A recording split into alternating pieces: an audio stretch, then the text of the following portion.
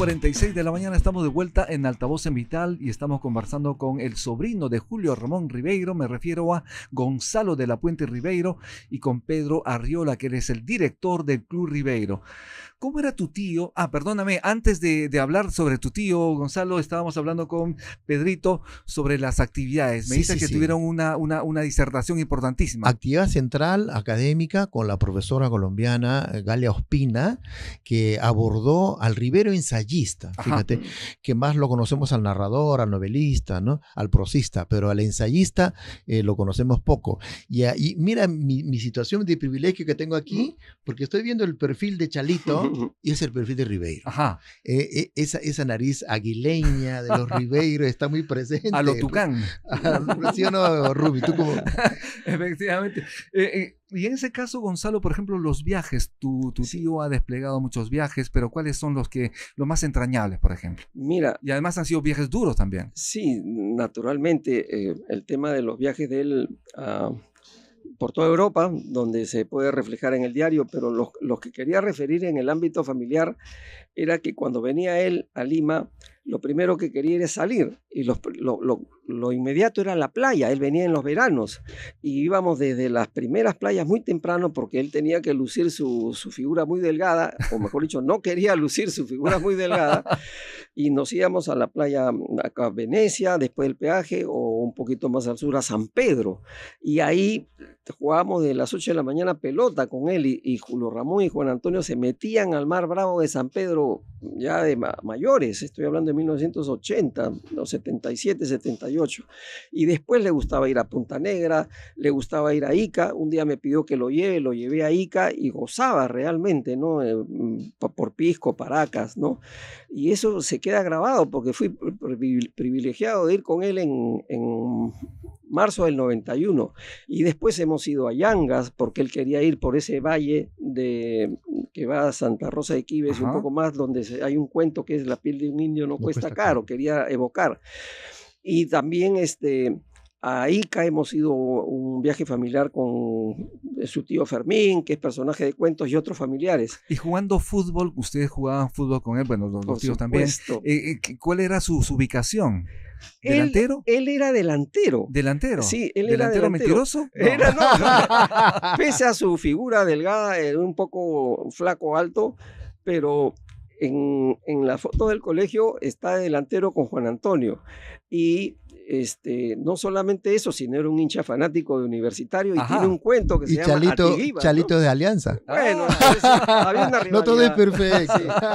Lo que ocurre es que Juan Antonio y Julio Ramón eran hinchas fervientes y furibundos de Universitario, y si uno revisa las cartas a Juan Antonio, hay por lo menos, desde las primeras cartas, desde el año 53, el primer párrafo de las cartas cuando él llega a Europa a su hermano Juan Antonio es: oye, ¿cómo está el sudamericano? Le pregunta, ¿no? Porque en esa época se llamaba sudamericano lo que es la Copa América, y tiene mucha buena pluma, naturalmente, para opinar sobre fútbol. A lo largo de muchos años él ha sabido que yo también era aficionado, y cuando venía a Lima me pedía: cómprame entrada para ir a ver un clásico. Y por supuesto, tipo chasco ribeiriano, nos tocó un clásico aburrido, pésimo, horrible, que quedó 0-0 sin goles, pero fuimos al clásico. También le gustaba el box. Hacíamos reuniones de box para juntar a la familia, y ese era el acontecimiento, y ahí se desempeñaba normal. Cuando retornaba al Perú de sus viajes en el exterior, obviamente venía con apetito también, con hambre. ¿Cuál era su plato preferido de Flaco Ribeiro? Los pescados. Le gustaba el ceviche de corvina. Uy, qué rico. Hemos ido a un restaurante en el muelle de la Herradura, el Suizo, muy famoso por sus choritos, pisco sour.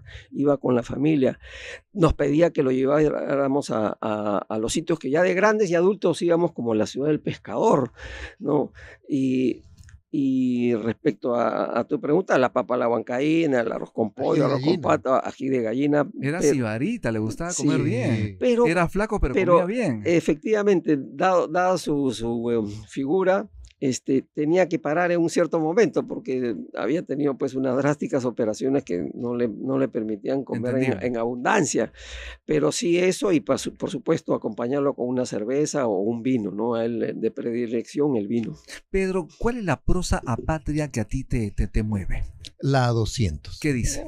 La 200 dice literalmente: la única manera de continuar en vida es manteniendo templada la cuerda de nuestro espíritu. Ajá. Tenso el arco apuntando hacia el futuro. ¿Te lo sabes de memoria? Por supuesto, porque es un mantra que yo siempre me lo repito, porque me habla del Rivero de la esperanza, ¿no? Pese a que Rivero en su obra uno percibe nostalgia y cómo aborda el mundo de los que no tienen voz y a veces hay tristeza en sus narraciones, pero también humor. O sea, Rivero nos habla de la vida misma, ¿no? Pero más allá del San Benito que se le quiere poner a Rivero de un hombre taciturno, ¿no? Yo me quedo con el Rivero de la esperanza y que en esta prosa proyecta su obra al futuro, imagínate, maravillosamente, de la cual Gonzalo nos está dando testimonio. Justamente, y justo sobre el tema, Gonzalo, sobre este libro tan importante, Prosas Apátridas, tú tuviste participación. ¿Cuál fue tu participación allí? En una reedición, que en ese momento estaba con Carlos Milla Batres, en el año 92, el presidente del banco donde trabajaba se enteró, obviamente por el apellido, que era el sobrino de Julio Ramón, y me llamó a la sala de directorio una vez, me dijo, tenemos que hacer algo con Julio Ramón, como que nos escribe un libro, no creo que eso sea posible, algo tenemos que hacer. Entonces propició una reunión en Barranco con el presidente, la jefe de protocolo y yo, para ver cómo podía... él quería la figura de Ribeiro también vincularla al ámbito financiero para la imagen cultural de la compañía. Al punto, dijo, ya, podemos reeditar Prosas Apátridas, y salió ese famoso libro celeste de la carátula, el cuadro de Herman Brown, y fue apoteósico, porque ese año 92, recordarás, Pedro, Rumi, Julio no solamente publicó Prosas, sino el primer diario de la tentación del fracaso. El primer tomo. El primer diario, sí, el primer tomo, del 50 al 60, ¿cierto? Exacto. Con Jaime Campodónico. Y el cuarto tomo de La Palabra del Mudo en la municipalidad el día del balconazo. Entonces mi participación fue que tuve que hacer el nexo cultural de gestión y la presentación misma, que fue en el salón de directorio conjunto, porque es un salón muy grande que se abre y fueron más de 200 personas, fue histórico, porque estuvo Luis Jaime Cisneros. ¡Qué bueno! En la presentación estuvo el editor Milla Batres, estuvo Julio Ramón y el presidente del directorio Carlos Sotero. Y fue un discurso pero memorable, ¿no? Y todas las personas me buscaban a mí para la fotografía. Claro. Oye, Chalo, Gonzalo, dile a tu tío que una foto, la secretaria, el conserje. Pero como el cuento, el banquete o esos cuentos de Rivero donde el jefe, ¿no? Después de la ceremonia hubo un brindis y un tremendo cóctel y a todo gasto, ¿no? Cajas de vino, cajas de whisky, y había políticos, había intelectuales, había todos los personajes, pero los choferes de mantenimiento, algunos que querían entrar, se quedaron tomando. Al día siguiente el jefe lo llamó y lo reprimió. ¿Cómo es posible que se vio de esa manera? Al momento de hablar sobre este momento interesantísimo, valga la redundancia, Gonzalo nos habló del balconazo. ¿Qué sabes tú del balconazo? Esto ocurrió en Miraflores, en la municipalidad. Ribeiro, presidente. Exacto. Gritaban todos los que no pudieron acceder al salón. Parecía una campaña presidencial. Porque rebasó. Chalito no pudo ingresar. Siendo sobrino, nos cerraron la puerta. ¿Sabes por qué no pudo ingresar Chalito? Porque dijeron, soy sobrino de Ribeiro. Ah, no, esa excusa ya la han dicho un montón de gente. No, no pasó. Pero exactamente, cuéntanos a la audiencia qué pasó ese día del balconazo. Es importante. Se presentaba el tomo 4 de La Palabra del Mudo. Son 4 los tomos. Los 3 primeros fueron impresos en España y este cuarto ya en Perú con Milla Batres también. Y en este acontecimiento literario de gran envergadura, el alcalde era Alberto Andrade y se hizo la convocatoria para el Salón de Actos Municipal, ¿no?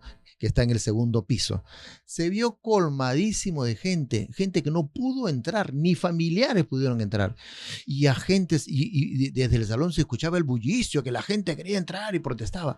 Entonces Alberto Andrade le sugiere, creo, Julio, mejor sales y calmas la gente, no vayan a tomar el local. Salió al balcón. Salió al balcón, saludó, le dieron micro y pudo saludar y se calmaron las aguas y por ahí nos faltó un Julio presidente, ¿no? El balcón. Rumi, ahí quería apuntar algo muy breve.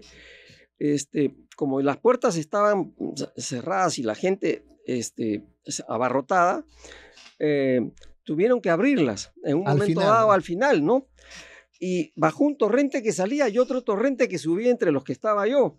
Entonces, Marco Martos escribió una columna al día siguiente a Ribeiro como referencia y decía, esto parece el estadio, la segundilla que se mete. Efectivamente. Bueno, lamentablemente el tiempo nos quedó corto. Mira, hemos hablado casi media hora. Gracias por estar, pero los convocamos en otro momento para seguir hablando de la vida y la obra del Flaco Ribeiro. Claro, y sobre todo aprovechar la sapiencia y el conocimiento de los sobrinos, como Juan Ramón, como Claudio, Roxana. Gonzalo. Y hoy está con nosotros Gonzalito. Sí, no, mi palabra final es recordar a Julio el 31, que es su cumpleaños 96.